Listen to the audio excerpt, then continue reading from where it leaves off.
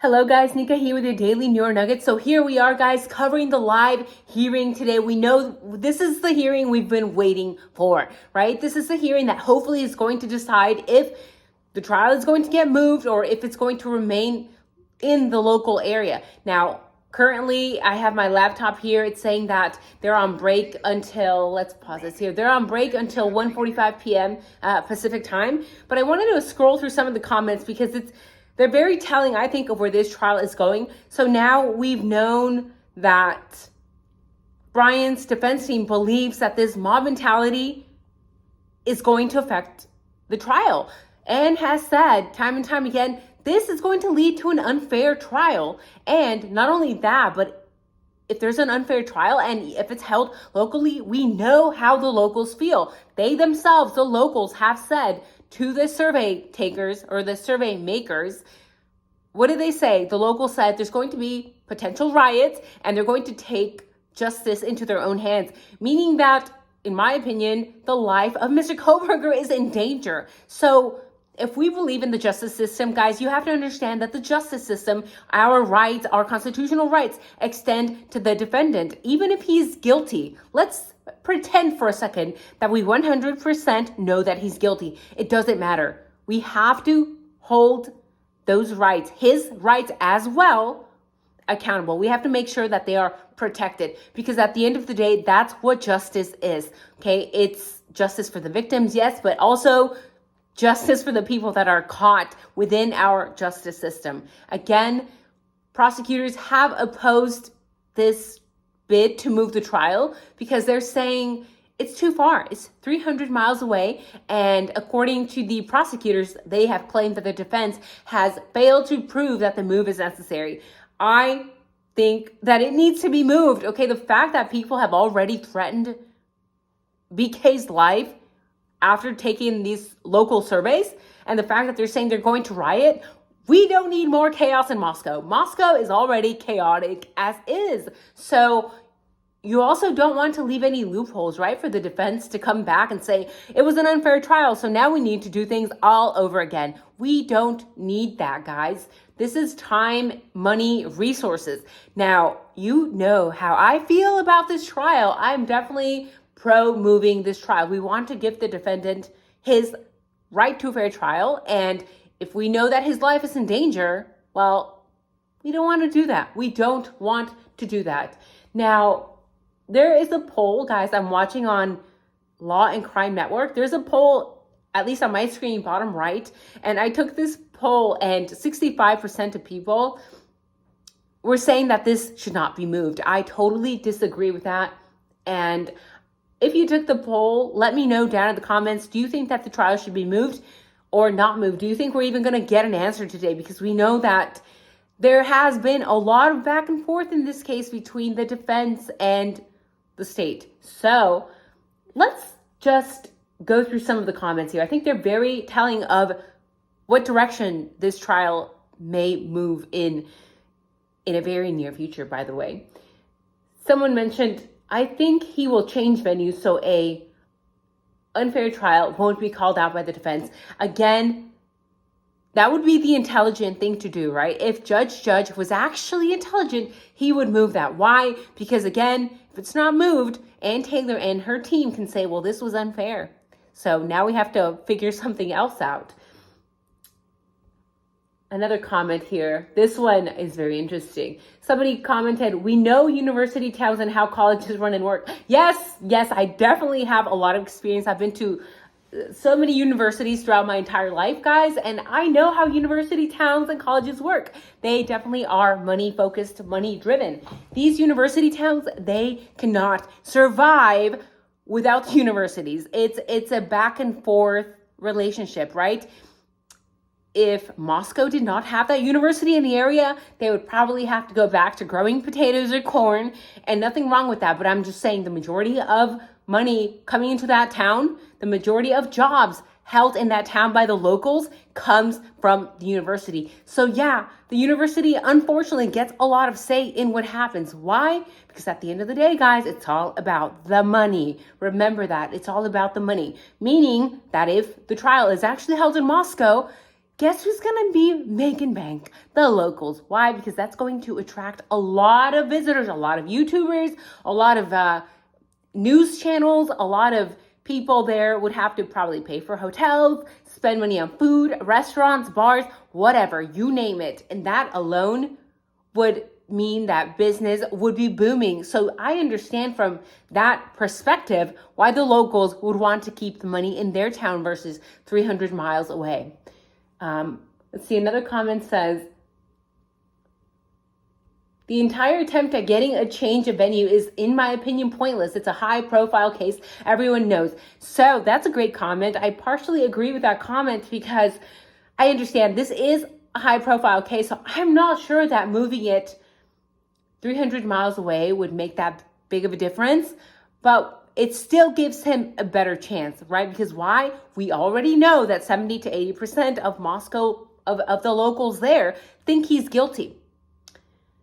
So, and a lot of that information, they arrived at that information with false media accusations by massive news channels, basically, right? They went out, they spread that false narrative on BK that he was a stalker, and now people believe, they heard once or twice, oh, he's a stalker, he unalived 4 people, he did it. Unfortunately, in the world we live in, the majority of people are very easily manipulated to believe these narratives without actually questioning anything. That's shameful.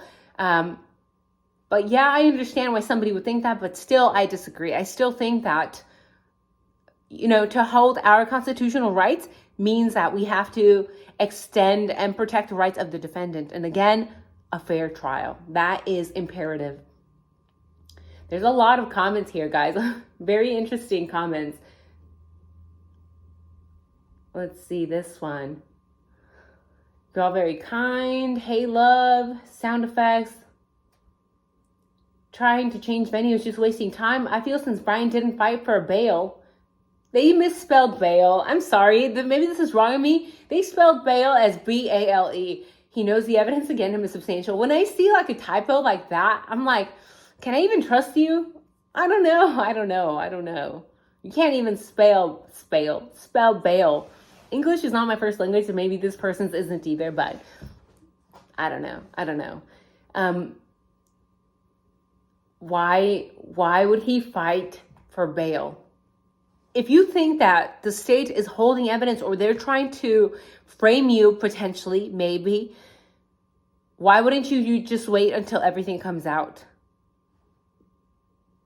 Why wouldn't you? And for people that are saying, why wouldn't he be screaming from the rooftops if he's innocent? Guys, you can't just scream from the rooftops. Like, that is such a second grade answer, in my opinion.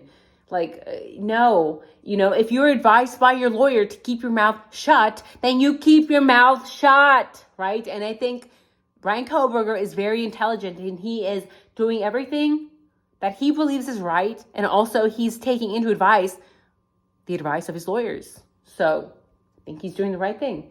Somebody put, my 6th ex-wife is pregnant again. Okay, that's so random. The internet, right? Congratulations. Not by me. She's all the way in Mexico. Justice for Maddie, Kaylee, Xana, Ethan. Yes.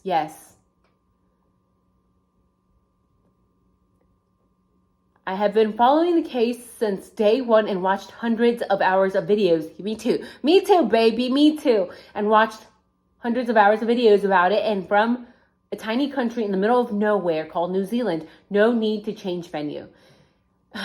Again, yes, I understand.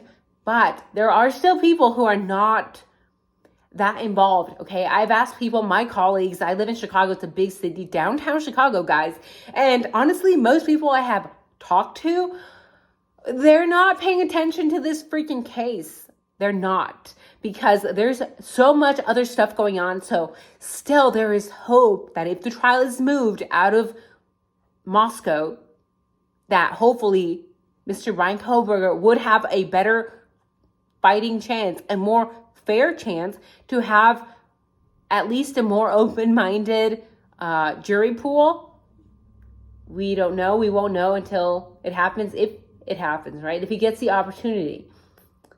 Yeah, I really question what would be gained by changing venue. But either way, I hope to see the trial start in my lifetime. Again, people are saying this trial is dragging. But honestly, guys, I thought the same thing in the beginning. And after asking several lawyer friends, they've said, no, that for this type of trial, it's right on track. It's not taking forever, but I understand. We like things quickly. We are impatient. Again, we have to be patient, especially if we want to have a fair trial for the defendant, for the victims, for everybody involved. Because at the end of the day, we don't want the potential criminals still out in the streets, do we? I know I don't. Kohberger is Bundy reincarnated. I think I actually made a video at the beginning of my this YouTube channel. They do look kind of similar. In this video I put pictures next to each other. They have very similar facial features. Their eyes are quite large, their nose is quite large, their facial structure is very similar. And when I first saw BK, guys, I was also judgmental. Okay, we judge within seconds. That's what our brain does. And I'm like, oh my God, he looks a lot like Mr. Senor Bundy. So I understand why people are like, he's creepy, he's this and that. You know, especially if you've studied Ted Bundy from a psychological perspective, or you've even heard of the guy and you see somebody else who looks like him, yeah, of course your mind is going to go there because they look alike. Doesn't mean he did it though. Just because you look like somebody doesn't mean you unalive 4 people, or doesn't mean that you're a bad person just because you guys share similar facial features.